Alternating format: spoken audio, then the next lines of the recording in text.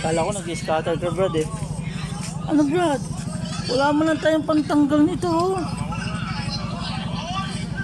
Wala tayong flat screw. Nagagaan dyan. Kapal naman kasi mukha mo, hindi ka na mayroon. Wala nga kasi ano. Wala nga tayong mahiraman ng flat screw. Ang hirap talaga ng ano, na kung walang gamit ano. Yung gumagawa ka ng ano, motor, pero wala kang tools. Hirap talaga gumawa ng motor kapag kulang-kulang ka sa tools.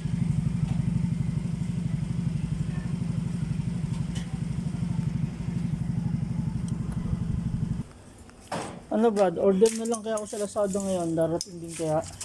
Oo. Para may magamit tayo. Darating din ngayon yan. Para wala utak talaga.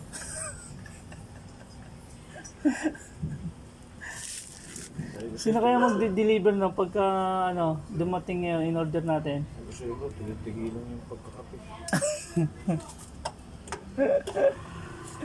Kala kasi pwedeng dumating ngayon yun eh. Ba't anong tools yan? Hindi, waiters. Baka lalo masira yan, Brad. Ayun nga, balak ko. Ayun babalak mo. Sinisira mo talaga siya. Grabe ka naman sa motor ko, Brad.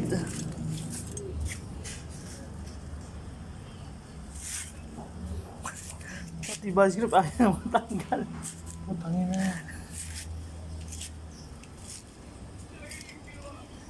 Ano ginagawa mo?